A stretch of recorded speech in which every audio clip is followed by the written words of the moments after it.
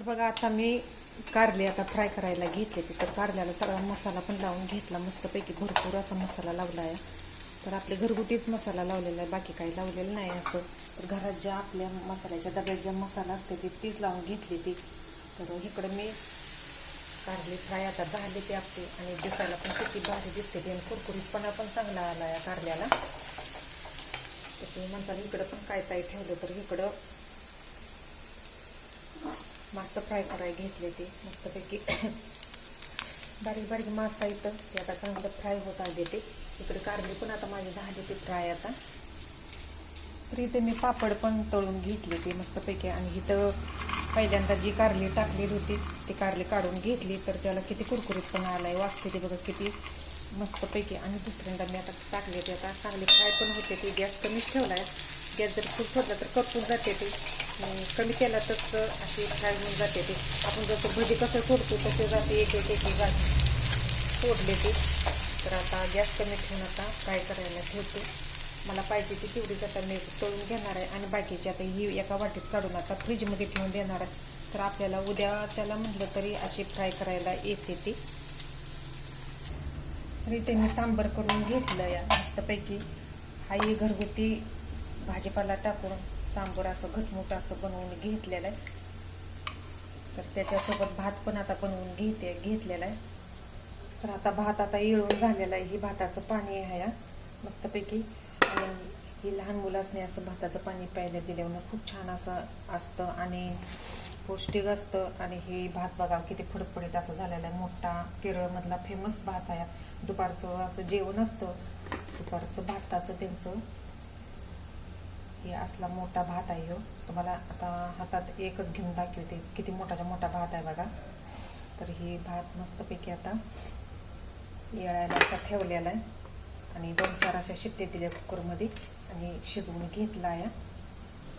माझा असा भरपूर असा पसारा पण पडलेला आहे, मला आवरायचा आहे पसारा. आता स्वयंपाक बनवत अशी निम्मी अर्धी भांडी पण घासून घेतले ते सगळे होईल तसे. मासं धुवून घेतलं, मासं फ्राय करायला पण घेतलं, बाकीचं मासं फ्रीजमध्ये पण ठेवून टाकलं. पाहिजे तेव्हा आपल्याला तळायला पण येते ते. आणि हे असं निम्म अर्ध तळायला घेतली ती. किती बारीक बारीक मासायला तर मला धुयाला तरी 1 तास गेला असं. इतक्या उशीर मी धुत बसली होती त्यांची तोंड काढत त्या माशांची. तर असं फ्राय करायला घेतली. ह्या माशात काटा अजिबात नसते ती, खूप छान आणि टेस्टी पण लागते ती. भरपूर असा मसाला पण टाकलेला आहे, लिंबूवरनं पिळून घेतलंय. तोपर्यंत आपल्या इकडं कारलं पण आता कुरकुरीत झालेलं आहे मस्तपैकी आता. तर आता भांडी सगळे आता आवरते, आता घासून घेते आता. तर बाहेरचं वातावरण पण आज खूप छान असं झालेलं आहे, ऊनच पडलेलं आहे भरपूर असं. त्याच्यामुळं काय बाहेर गेलेले नाही आणि स्वयंपाक पण मला आता निम्मार्धा असा बनवायचा आहे त्याच्यामुळं. तरी पण आता जाते आता तुमच्यासाठी आता बाहेरचं वातावरण पण आता तुम्हाला दाखवते.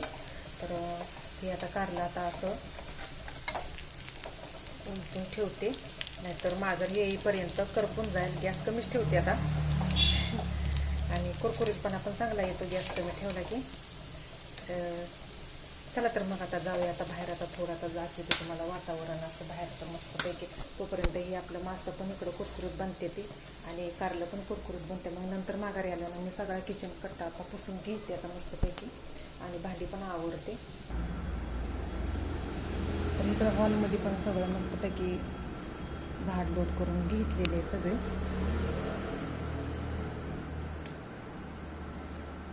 तर चला तर मग आता बाहेर जाऊया आता.